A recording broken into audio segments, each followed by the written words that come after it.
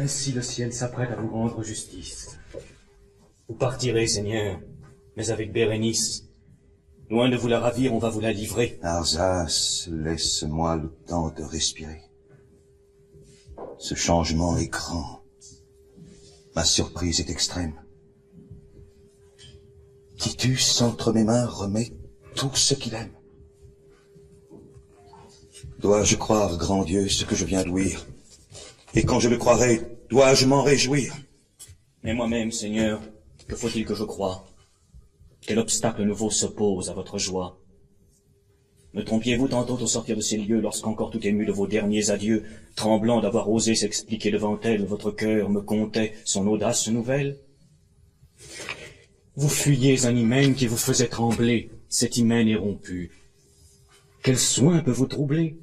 Suivez les doux transports où l'amour vous invite. Arzas, je me vois chargé de sa conduite. Je jouirai longtemps de ses chers entretiens. Ses yeux même pourront s'accoutumer aux miens. Et peut-être son cœur fera la différence des froideurs de Titus à ma persévérance. Titus m'accable ici du poids de sa grandeur.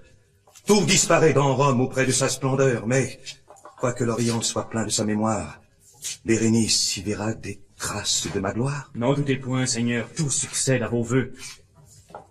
Ah, que nous nous plaisons à nous tromper tous deux. Et pourquoi nous tromper? Quoi, je lui pourrais plaire?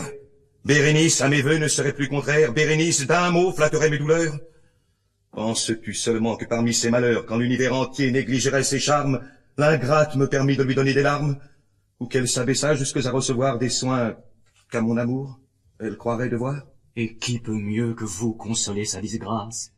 Sa fortune, Seigneur, va prendre une autre face. Titus la quitte. Hélas, de ce grand changement, il ne me reviendra que le nouveau tourment d'apprendre par ses pleurs à quel point elle l'aime. Je la verrai gémir, je la plaindrai moi-même. Pour fruit de tant d'amour, j'aurai le triste emploi de recueillir des pleurs qui ne sont pas pour moi. Quoi, ne vous plairez-vous qu'à vous gêner sans cesse? Jamais dans un grand cœur vit-on plus de faiblesse. Ouvrez les yeux, Seigneur, et songeons entre nous par combien de raisons Bérénice est à vous. Puisqu'aujourd'hui Titus ne prétend plus lui plaire, songez que votre hymen lui devient nécessaire. Nécessaire? À ses pleurs, accordez quelques jours.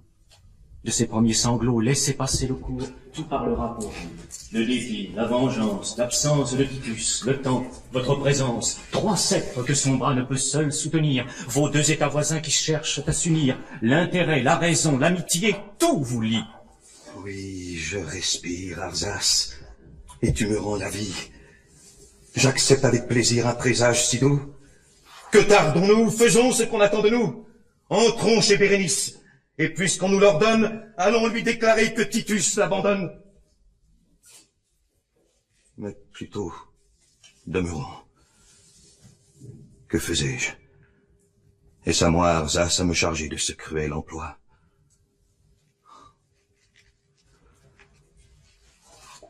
Soit vertu, soit amour, mon cœur s'en effarouche.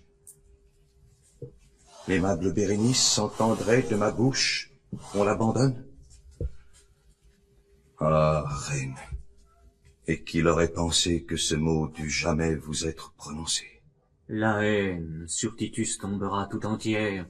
Seigneur, si vous parlez, ce n'est qu'à sa prière. Non, ne la voyons point, respectons sa douleur, assez d'autres viendront lui conter son malheur. Et ne la crois-tu pas assez infortunée d'apprendre à quel mépris Titus l'a condamné, sans lui donner encore le déplaisir fatal d'apprendre ce mépris par son propre rival? Encore un coup, fuyons. Et par cette nouvelle, n'allons point nous charger d'une haine immortelle. Oh, la voici, Seigneur. Prenez votre parti.